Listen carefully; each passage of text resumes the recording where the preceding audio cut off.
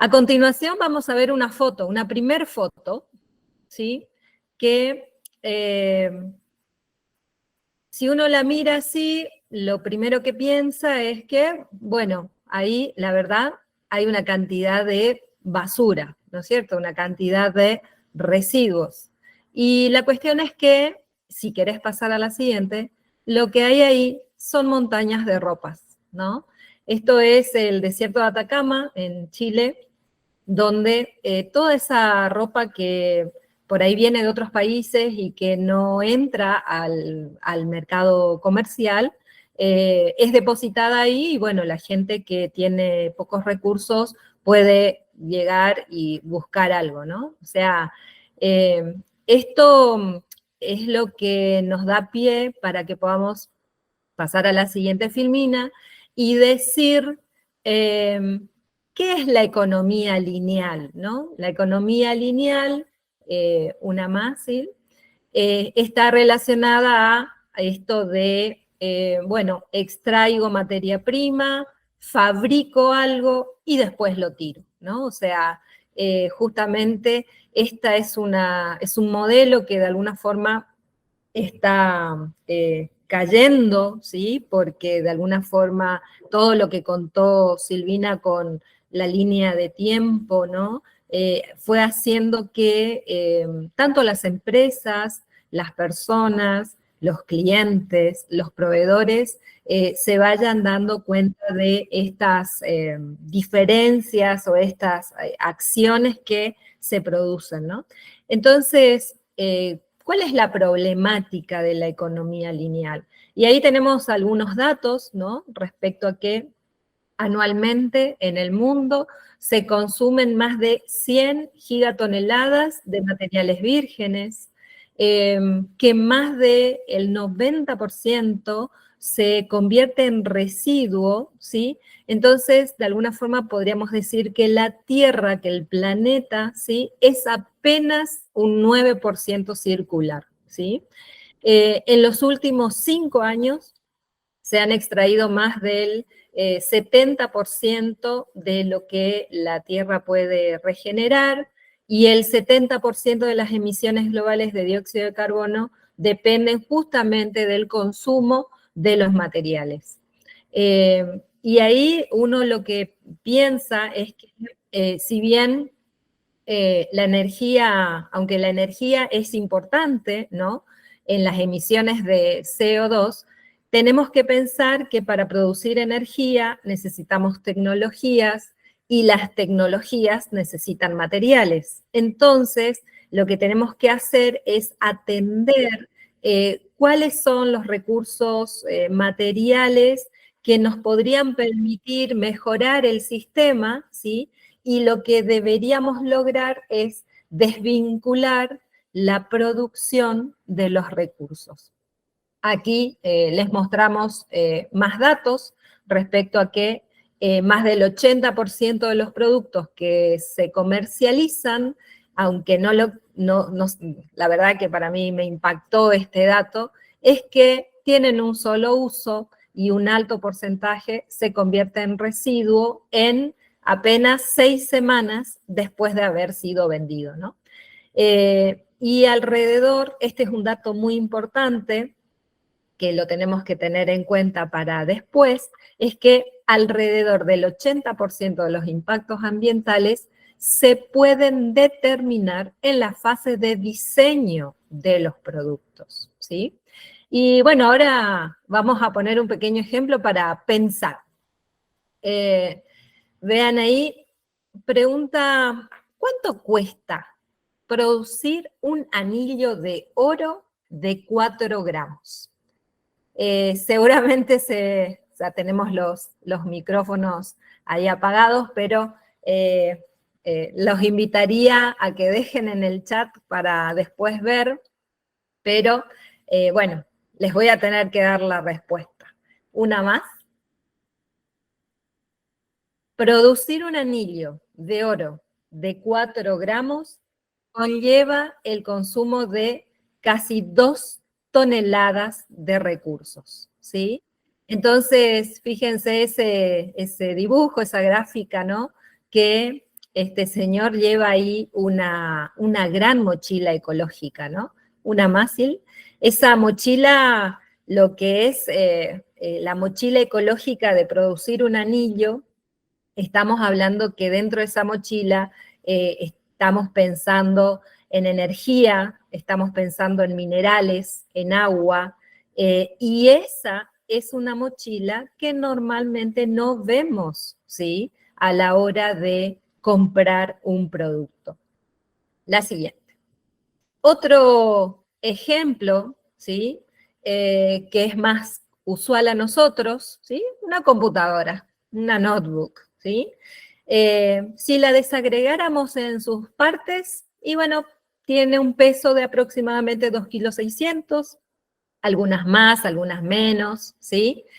Pero si la desagregamos en sus materiales, ¿sí? Tiene alrededor de 1,5 kilos entre aluminio, acero, plástico, vidrio, cobre, ¿sí? Pero finalmente, si hacemos este análisis completo, resulta que la mochila ecológica de cualquier notebook es de alrededor de 109 kilos, ¿sí? Entonces, quiere decir que tenemos más de un 7,000% de consumo de recursos para la fabricación de una computadora, ¿no? Y bueno, entonces con esta filosofía de considerar cuál es nuestra mochila ecológica, ¿no?, de los productos y nuestra huella ecológica, es que hay una organización que se llama Earth Overshot Day, que calcula el momento del año donde en el mundo se consumieron todos los recursos que los ecosistemas del planeta pueden regenerar en un año. Entonces, fíjense en ese gráfico, la primer barra verde, ¿sí?, de ahí de alrededor de 1970, 71, si no me equivoco, fíjense que el punto rojo apenitas está ahí, y es porque de alguna forma en ese momento consumíamos los recursos a una velocidad que era similar o equivalente a la velocidad de regeneración de los ecosistemas, ¿no? Y entonces estábamos en equilibrio, pero con el tiempo esto cambió, ¿sí? Y empezamos a consumir mucho más recursos de lo que el planeta puede regenerar.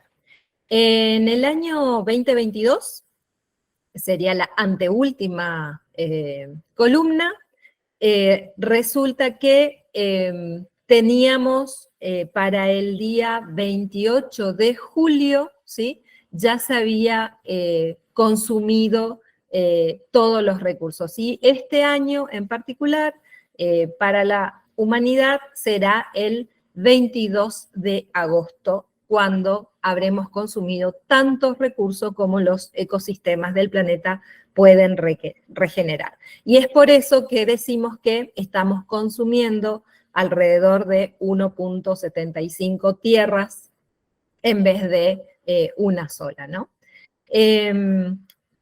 Entonces, el día de sobregiro, ahí si quieres seguir una más, ¿sí?, el día de sobregiro de la Tierra se calcula, tiene una pequeña fórmula, donde se calcula dividiendo la biocapacidad del planeta, es decir, la cantidad de recursos ecológicos que la Tierra puede generar en el año, por la huella ecológica de la humanidad, que es cuánto demanda la humanidad ese año, multiplicado por los 365 días del año.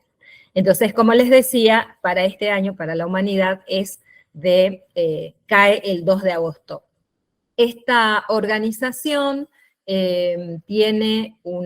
también tiene otro tipo de gráficas, y hay una donde muestra los datos por países, y bueno, para Argentina, este día de sobregiro se va a cumplir el 24 de junio.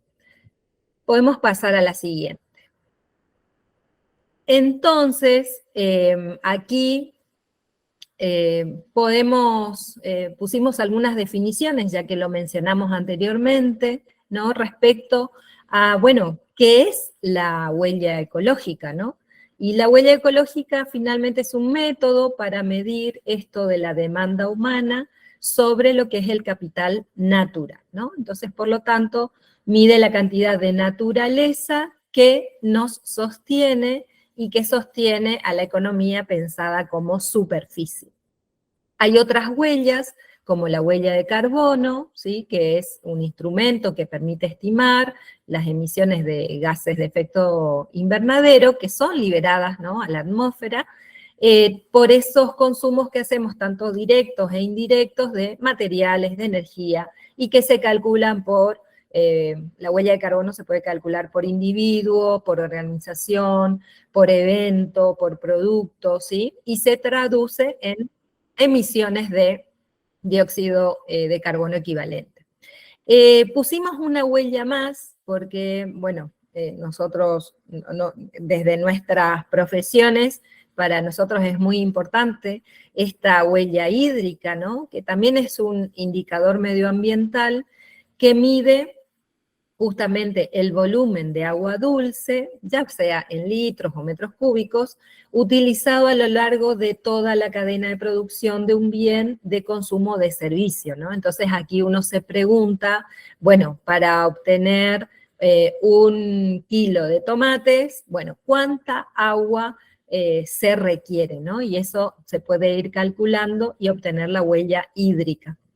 También es importante esta huella, ¿no es cierto? Porque se acuerdan que alguna vez estudiamos respecto a que el planeta, el 70% del planeta es agua, pero de ese 70% resulta que entre el 1 y 1,5% es agua dulce, ¿no? Entonces, y disponible. Entonces, realmente el agua también es una cuestión que tenemos que pensar cuando hablamos de la producción, ¿no? La siguiente. Bueno, entonces ya vimos un poquito cuál es la problemática de la economía lineal, entonces vamos a entrar en la economía circular, ¿no? ¿Y de dónde viene esto de la economía circular? Y está relacionado, o sea, es un modelo de producción y de consumo que está inspirado en la naturaleza, ¿no? ¿Y por qué? En primer lugar, porque en el concepto de residuo en la naturaleza no existe, ¿sí? ¿Por qué? Porque lo que es residuo para un organismo realmente es materia prima para otro organismo, ¿sí? Además, en la naturaleza, las funciones vitales, ¿sí?, se sustentan gracias a lo que es la energía solar, que es una energía renovable. Y además, en la naturaleza existe una continua evolución, hay adaptación, hay regeneración, ¿no?, de los ecosistemas a partir de interacciones, ¿sí?, que se pueden dar entre las especies y dentro de las especies, ¿no? Entonces, ahí es donde tiene un poco el origen este concepto de economía circular. La siguiente. Vamos, vamos a ver entonces, o sea, si bien se toma de la naturaleza, ¿sí?, como este modelo, pero vamos a ver cómo se traduce la economía circular, pero en términos prácticos, cuando nos vamos a lo que es la técnica industrial, ¿no?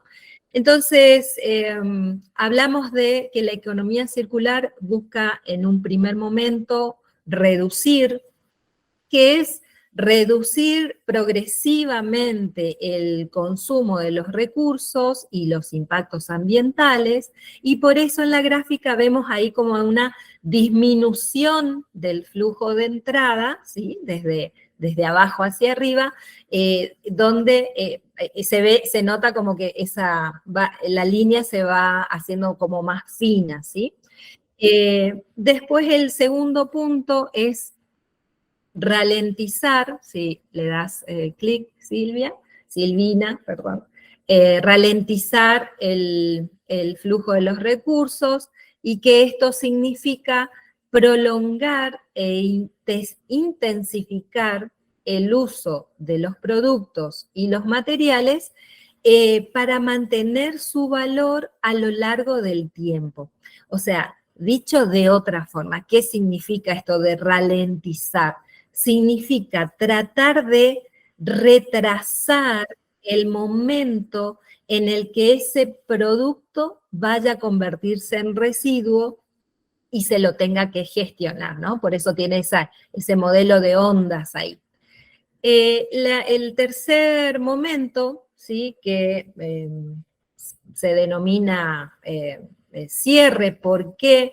Porque cuando ese producto indefectiblemente se genere el residuo, deberíamos justamente esto facilitar el reciclaje, pero de manera eficiente, ¿no?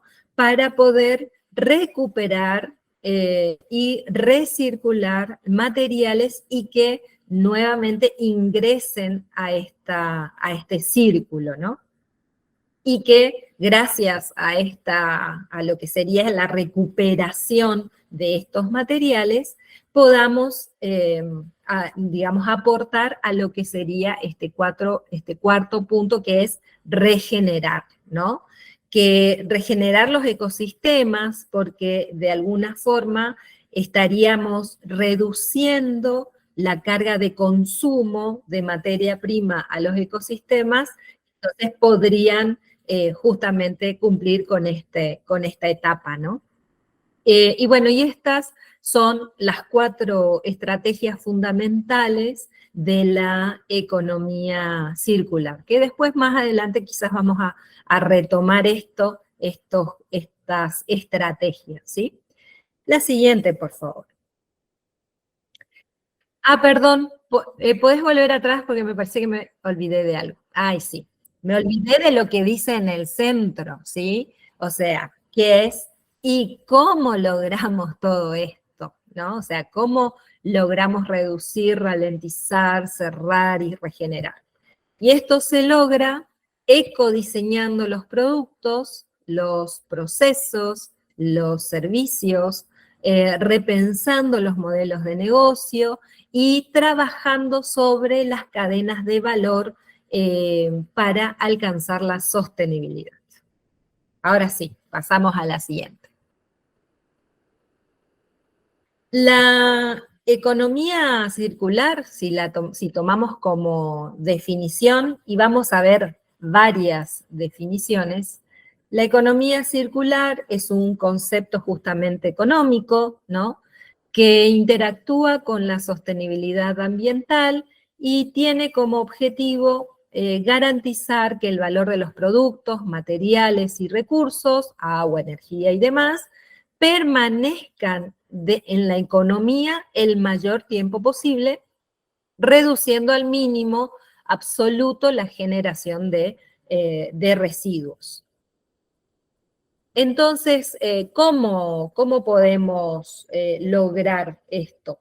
Y esto se puede lograr a través de varias estrategias de la economía circular, como ser, bueno, reinventar el propio sistema, favorecer los servicios, después vamos a ver un ejemplo de qué se refiere esto, mejorar la producción a través de métodos de trabajo que seguramente en alguno de los módulos anteriores pudieron haber visto, como el Lean Manufacturing o la producción limpia, que se pueda recircular, ¿sí?, lo que son las partes y productos a través de la reparación, la reutilización, la remanufactura, el reacondicionamiento, o sea, la reutilización, que significa transformar un producto en otro diferente para otra aplicación.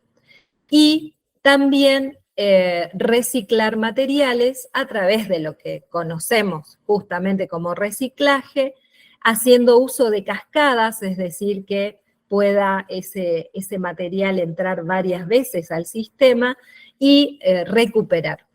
Fíjense que aquí hay varias palabras que son claves, pero seguramente ustedes escucharon de que, bueno, hay que trabajar con las 3 Rs, y lo que nos muestra la economía circular es que realmente son muchas más las Rs con las que se podría trabajar en función, obviamente, de cuál es nuestro objetivo, ¿no?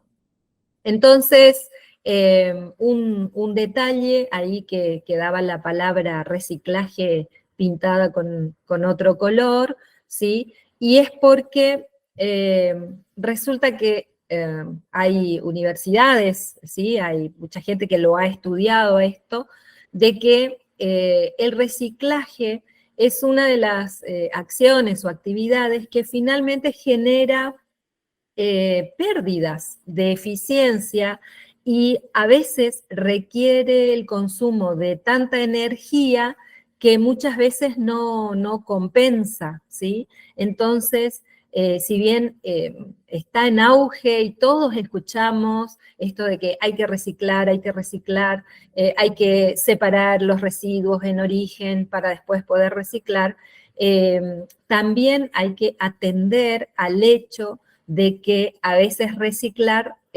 sigue siendo ineficiente, ¿sí? Entonces, hay una tendencia, una propuesta de que si trabajáramos con estas otras Rs que mencionamos anteriormente, podríamos ser más eficientes. No se dice sacar el reciclaje, pero que el reciclaje sea la última parte de algunos de los procesos.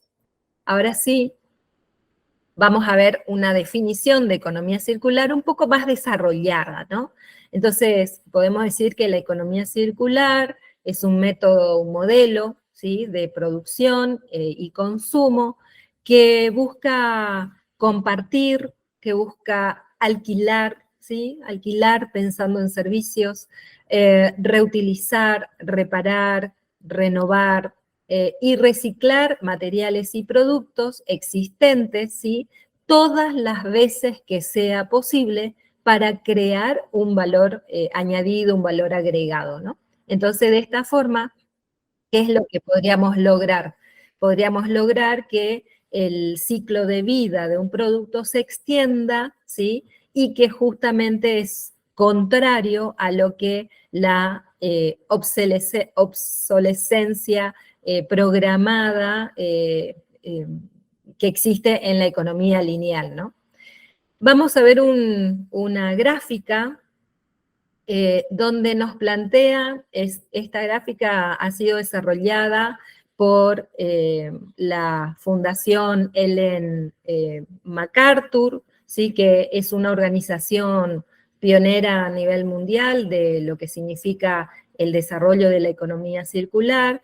Esta fundación tiene sede en Reino Unido y lo que propone esta fundación es dividir, ¿no?, a lo que es la economía circular en 2 partes, en 2 ciclos, ¿sí?, donde uno tiene que ver más con el desarrollo de productos sintéticos, ¿sí?, un ciclo más técnico, tecnológico, ¿no?, donde podríamos estar pensando en autos, podríamos estar pensando en mobiliario en general, en lámparas, ¿sí?, ese tipo de productos, ¿no?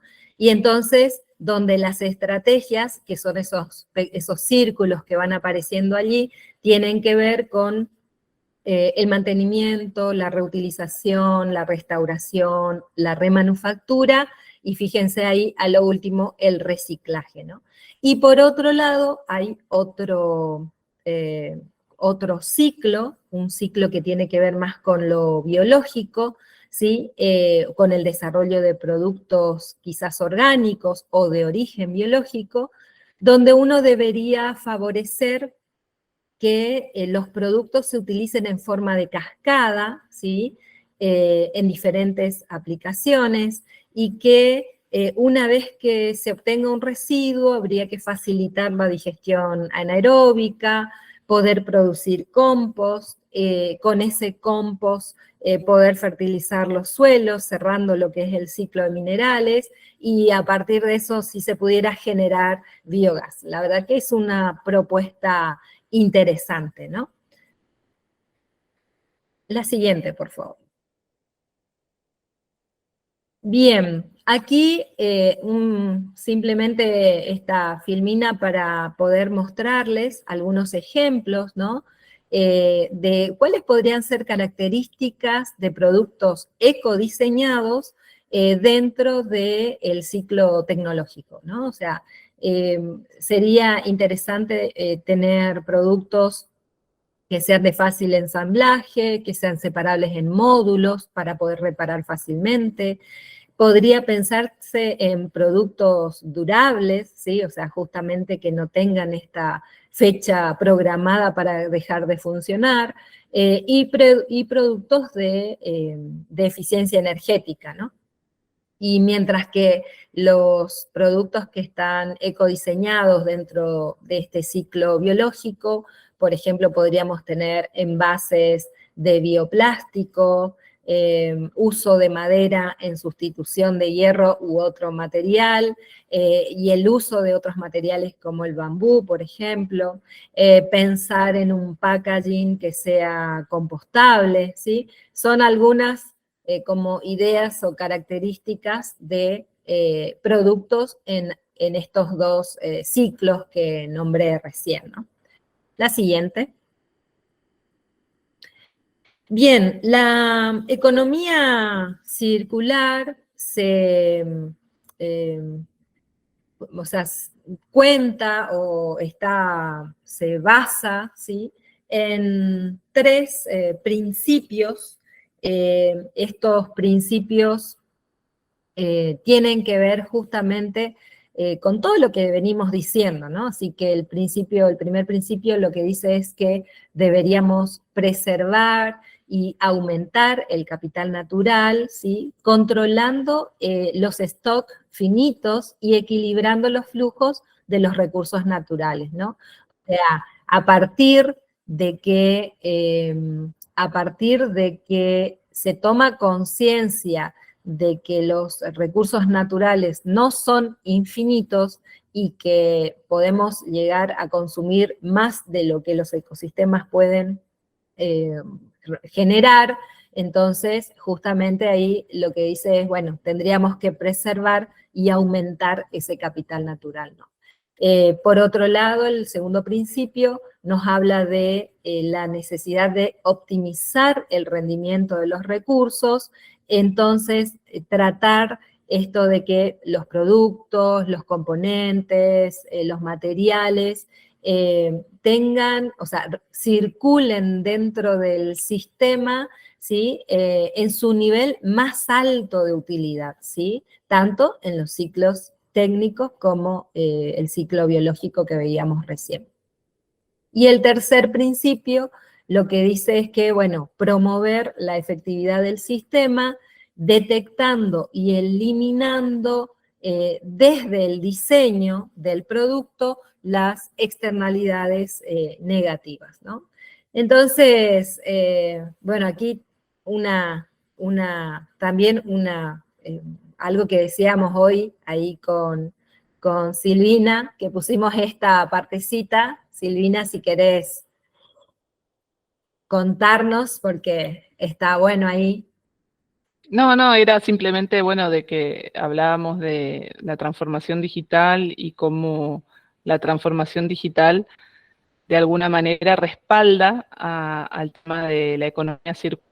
Bueno, antes, ¿se acuerdan? Seguramente tienen en sus casas cassettes y CDs que no sabemos qué hacer con ellos. Y bueno, lastimosamente pasan a ser residuos porque nos quedamos sin reproductores de esa tecnología, y también los libros digitales. Bueno, toda la digitalización lo que hace también es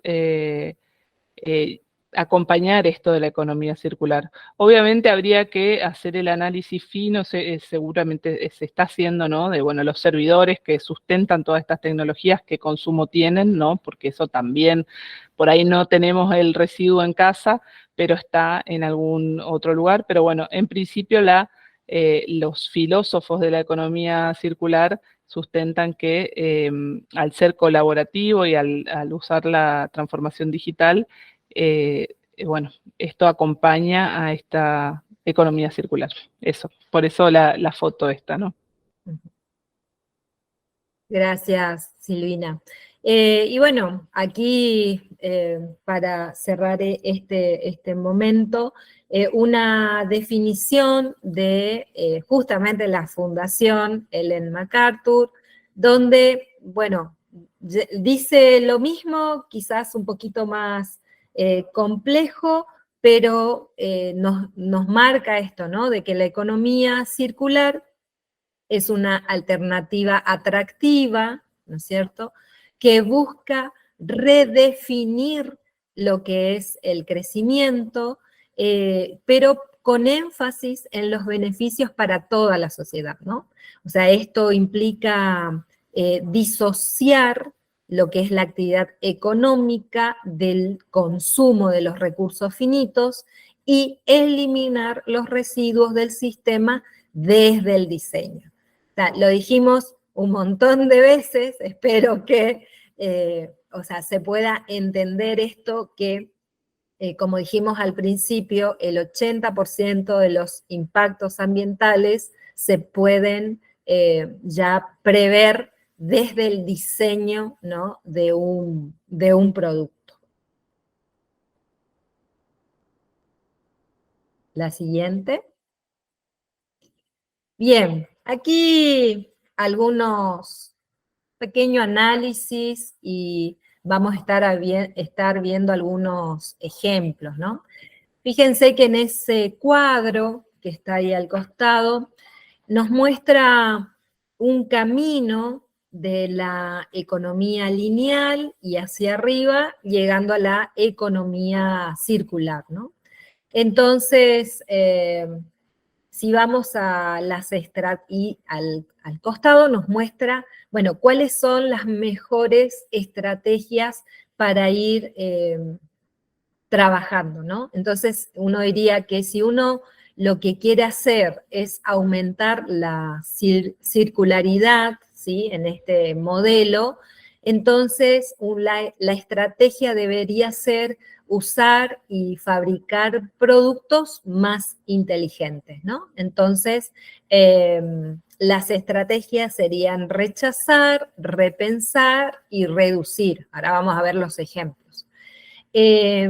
Pero si lo que quisiéramos es como estar en ese nivel medio, ¿sí?, que fíjense que le llama regla de oro, que es donde se logra el nivel de circularidad más alto porque hay menos recursos naturales y menos presión ambiental, la estrategia que estaríamos trabajando es extender la vida útil de un producto y sus partes, ¿sí? Y entonces, ¿qué estrategias acompañan a esto? La reutilización, la reparación, la renovación, la remanufactura. Y fíjense, como decíamos hoy, ¿no?, la tendencia que está como muy cerca de lo que es la economía lineal es simplemente la aplicación útil de los materiales, y entonces las estrategias ahí son la de reciclar y recuperar. Entonces, cuando trabajemos con las R's que están más arriba, seguramente podemos hacer más eficiente a este sistema.